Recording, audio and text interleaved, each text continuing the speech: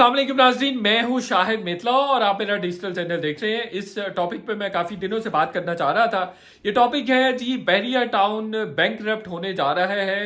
क्या बहुत सारे जो लाखों की तादाद में बहरिया टाउन के मेंबर्स हैं वो सफ़र करने जा रहे हैं और उनका मुस्तकबिल तारीख है इन्वेस्टमेंट के हवाले से। और क्या मलिक रियाज साहब बहरिया टाउन को बैंकरप्ट दिवालिया डिक्लेयर कर देंगे और सुप्रीम कोर्ट क्या फैसला करने जा रही है और इस्टेब्लिशमेंट का किस तरह का प्रेशर है या इस्टेब्लिशमेंट का इस खास इशू के हवाले से क्या रिस्पॉन्स हो सकता है। मलिक रियाज साहब सचमुच मुश्किल में है। आज तक इससे पहले माजी में वो 90 से ऑनवर्ड बिजनेस करते आ रहे हैं, कभी भी वो मुश्किल का शिकार नहीं हुए, कभी भी ऐसा जो उनके खिलाफ कोई भी अदालती फैसला नहीं आया है। सो मच सो कि वो इतने पावरफुल हैं कि बहरिया टाउन का नाम, बहरिया का नाम भी बहरिया टाउन से अलग नहीं हो सका। हालांकि पाकिस्तानी नेवी ने काफ़ी कोशिश की, अदालतों में उन्होंने केसेस वगैरह भी किए कि बहरिया का नाम मलिक रियाज साहब इस्तेमाल ना करें, लेकिन वो आज तक कायम दायम है और उसी तरह से बहरिया का नाम वो इस्तेमाल भी कर रहे हैं। बैकग्राउंड असल में इन खबरों का ये है कि 460 अरब रुपए बहरिया टाउन ने पाकिस्तानी स्टेट के देने हैं। 460 अरब रुपए जो कराची बहरिया है उसकी मद में उन्होंने देने हैं। 16,894 एकड़ मुख्तलिफ जगहों पर सिंध के मुख्तलिफ इलाकों में, गोठों में रकबा वगैरह था मुख्तलिफ इलाकों में, वो एक ही जगह पे मलिक रियाज साहब ने सिंध गवर्नमेंट से ले लिया था, मलीड डेवलपमेंट अथॉरिटी से ले लिया था। और उसके बाद सुप्रीम कोर्ट में एक फैसला हुआ, जस्टिस अजमत सईद साहब उस बेंच के सरबराह थे, तो उन्होंने ये फैसला किया कि 460 अरब रुपए दे के ये ज़मीन बहरिया टाउन रख सकता है और वो एक तरह से उसको रेगुलराइज कर दिया था 460 अरब रुपए के इवज। लेकिन वो भी पिछले 3 साल से उसमें कोई रकम नहीं आ रही है। बहरिया टाउन ने कोई 2019 या 20 में उन्होंने स्टे ऑर्डर ले लिया था और कहा था कि हमारे पास पैसे नहीं है, अब मजीद रकम नहीं दे सकते हैं। 2.5 अरब रुपए हर महीने उन्होंने देने थे, तो उन्होंने वो पैसे भी नहीं जमा करवाए, जिस पर काजी फाइज ईसा साहब ने उसका नोटिस लिया और अब 2 या 3 हेयरिंग अभी तक हो चुकी हैं जिसमें बहुत चशम कुशा इंकशाफात सामने आए। सबसे पहले तो ये है कि जो रेगुलराइज जमीन की गई थी 460 अरब रुपए के बदले में वो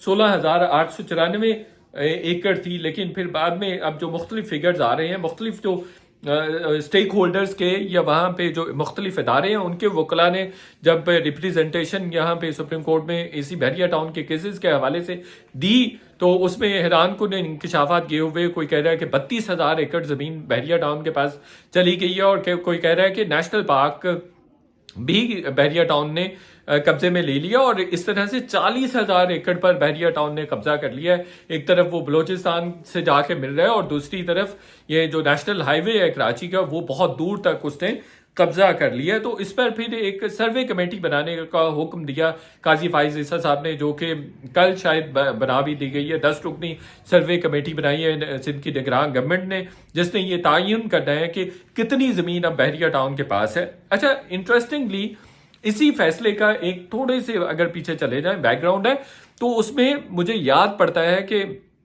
जस्टिस साकिब निसार भी थे कहीं ना कहीं, और या किसी और केस में, तो मलिक रियाज साहब उनकी अदालत में पेश हुए तो मलिक रियाज साहब को उन्होंने कहा कि आजकल हम डैम शैम बना रहे हैं तो आप 1400 अरब रुपए दे दें। तो उन्होंने, मलिक रियाज साहब ने कहा था कि मैं तो बीमार हूं भाई, मैं तो इतने पैसे नहीं दे सकता हूँ। रियाज साहब ने कहा मैं तो बीमार हूँ, इतने पैसे नहीं दे सकता, बल्कि उन्होंने कहा मेरे तो पैम्पर लगा हुआ है, इस तरह की बात उन्होंने की थी। और उन्होंने कहा, कलिमा भर के कहा मलिक रियाज साहब ने, मुझे याद पड़ता है, तो उन्होंने कहा नहीं, उन्होंने मलिक रियाज को फिर साकिब निसार ने कहा कि आप चलें 1,000 अरब रुपया दे दें, हम आपको रेगुलराइज कर देंगे ये ज़मीन। तो मलिक रियाज साहब ने कहा मैं तो बीमार हूँ, पैम्पर लगाता हूँ, ला इलाहा इल्लल्लाह मुहम्मद रसूलुल्लाह, मेरा बहरिया टाउन के साथ कोई ताल्लुक नहीं है। मुझे याद आ रहा है इस तरह की बात हुई थी।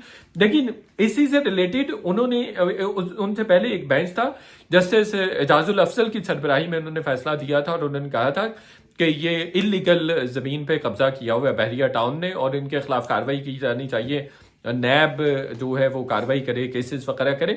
और फिर उसके बाद फिर उसको इम्प्लीमेंटेशन बेंच बनाया गया था। उस इम्प्लीमेंटेशन बेंच के सरबराह थे जस्टिस अजमत सईद साहब। मुबैना तौर पर इसमें उन्होंने पैसे लेके, जस्टिस अजमत सईद ने पैसे लेकर ये फैसला बहरिया टाउन के हक में दिया था। फिर बाद में 190 मिलियन पाउंड भी जो कि पाकिस्तानी स्टेट के अकाउंट में आने थे वो उधर चले गए थे। बहरिया टाउन की जो लाइबिलिटी का अकाउंट था 460 अरब रुपए का, उसमें चले गए हुए थे। तो इस तरह की बहुत सारी चीज़ें जो है वो अब सामने आ रही हैं। तो बहरिया टाउन के लॉयर ने पिछले दिनों, जो सलमान असलम भट्ट साहब हैं, उन्होंने कहा कि हम पैसे नहीं जमा करवा सकते, हमारे हालात ख़राब हैं। फिर उन्होंने डीएचए का भी जिक्र किया कि डीएचए ने हमसे बहुत कम कीमत पर ज़मीन हासिल की है सिंध गवर्नमेंट से और बाकी जगहों से, तो हमें भी उसी कीमत पर दी जाए। तो उन्होंने अपना केस नत्थी कर दिया है। तो इस तरह का अब ये कहा जा रहा है कि शायद वो, चूंकि उनके पास पैसे नहीं है, वो डिक्लेयर कर देंगे, बैंकरप्सी डिक्लेयर कर देंगे, फाइल कर देंगे। एक उनका स्टेटमेंट भी आया, फिर जावेद चौधरी साहब ने उनके बिहाफ पे एक स्टेटमेंट भी, मलिक रियाज साहब के साथ उनकी कम्युनिकेशन भी हुई। तो उन्होंने कहा जी 96 से हमारे पीछे लोग पड़े हुए। मुझे ये लग रहा है, मेरा एनालिसिस है कि बहरिया टाउन कभी भी बैंकरप्सी नहीं फाइल करेगा, कभी भी दिवालिया नहीं होगा और कभी भी दिवालिया डिक्लेयर नहीं करेगा। चूँकि मलिक रियाज साहब पाकिस्तानी सियासत को बहुत अच्छी तरह से समझते हैं, उनको पता है कि ये 2-3 महीने थोड़े से दो साल के जो है ये थोड़े मुश्किल होंगे। जैसी पॉलिटिकल गवर्नमेंट आएगी तो उनकी चीज़ें बेहतर होना शुरू हो जाएंगी। वो बल्कि नवाज शरीफ साहब से वो दुबई में मिले भी थे। बहरिया टाउन कराची और पेशावर के ऑफिस तो बिल्कुल बंद हो गए हैं और बहरिया टाउन जो पेशावर है उसको तो वैसे भी इलीगल डिक्लेयर कर दिया गया कि उनके पास कोई ज़मीन नहीं है, वो खामखा एडवर्टीजमेंट कर रहा है। दूसरा ये भी है कि इस्टेब्लिशमेंट खासा तगड़ा हाथ रखे हुए माजी की इस्टेब्लिशमेंट जो रही हैं उनकी निस्बत, अब वो ये चाहते हैं कि मलिक रियाज का भी एहतसाब हो, चूँकि उनके पास स्टेट का पैसा है।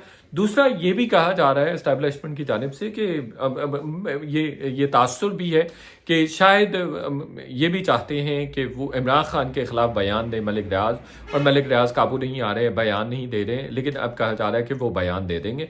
मुझे लगता है कि अगर मलिक रियाज बयान किसी के खिलाफ दे भी दें, इमरान खान के खिलाफ दे दें, बुशरा बीबी के खिलाफ दे दें, और जो कि ऑडियो टेप्स वगैरह ऑलरेडी आई हुई हैं जो कि वो दे भी देंगे, उसके बावजूद उनकी मुश्किलात अब कम नहीं होंगी।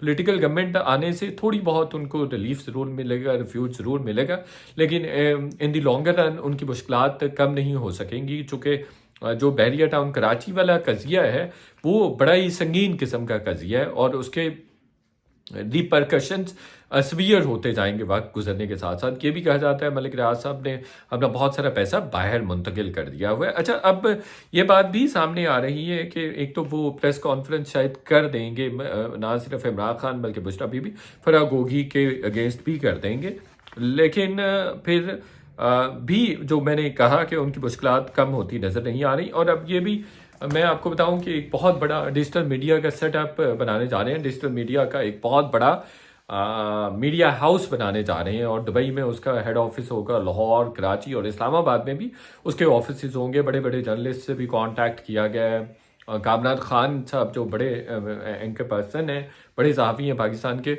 वो उनके पार्टनर हैं। वो बता रहे हैं कि मैं उनका पार्टनर हूँ। 2-2.5 महीने पहले हमें पता चला था कि इस तरह का सिलसिला होने जा रहा है। तो अभी जो कुछ लोग हमारे दोस्त अहबाब डॉन से भी चले गए हैं, उनके पास डॉन जो डिजिटल सेटअप है उनका, और डॉन टीवी से, सच टीवी से भी 1-2 लोग गए हैं, हम टीवी के भी कुछ टेक्निकल के लोग चले गए हैं, अवैस तौहीद हैं, ज़रार खोड़ो हैं, इस तरह के बड़े बड़े नामों के बारे में सुनाई दे रहा है कि वो भी अगले कुछ अरसे में इसी सेटअप को, इसी डिजिटल मीडिया के सेटअप को ज्वाइन कर लेंगे।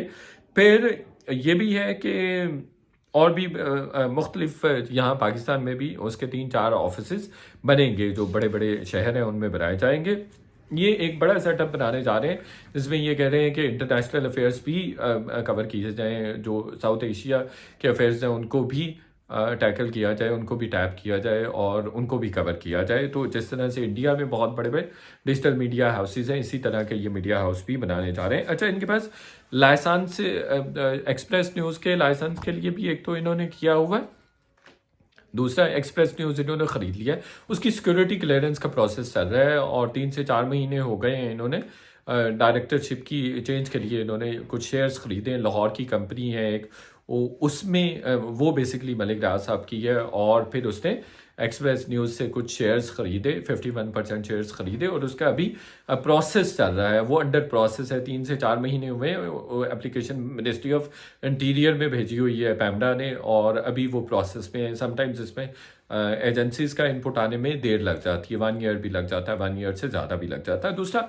ये जो कहा जा रहा था कि शायद इनके पास किसी मीडिया का लाइसेंस नहीं है, नहीं, इनके पास एक और मीडिया का लाइसेंस बहरहाल मौजूद है और वो अप्रूव्ड है। टीवी चैनल का लाइसेंस इनके पास मौजूद है, जो कि 2019 में गालिबन जो बिडिंग हुई थी जिसमें 28.5 करोड़ रुपए का एक सैटेलाइट चैनल का लाइसेंस था, उसमें इन्होंने बहरहाल एक मीडिया चैनल लिया हुआ है, एक टीवी चैनल लिया हुआ है। उसका पूरा सेटअप भी है, मैंने खुद भी देखा हुआ है बहरिया में। उन्होंने इधर फेज़ 1 और 2 में उन्होंने बनाया था, पूरा सेटअप बनाया हुआ है एक टीवी चैनल का।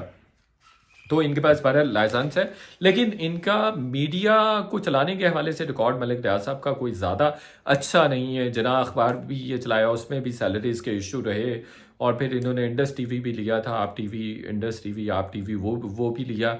वो भी 1-2 महीने इन्होंने सैलरीज दी और फिर उन्होंने बंद कर दिया था। और फिर अब ये सेटअप चलाने जा रहे हैं, देखते हैं कि इसमें उनको कितना बड़ा बेनिफिट, उसमें कितने कामयाब होते हैं। लग तो नहीं रहा कि उसमें कोई बहुत बड़ी कामयाबी मिलेगी, चूँकि इनका माजी में कोई तजर्बात इतने अच्छे नहीं रहे, माजी में इनका कोई रिकॉर्ड इतना शानदार नहीं है। अब मज़ीद देखते हैं कि क्या होता है। ये वीलॉग देखने का बहुत शुक्रिया। आपसे रिक्वेस्ट है कि चैनल को सब्सक्राइब करें। Thank you.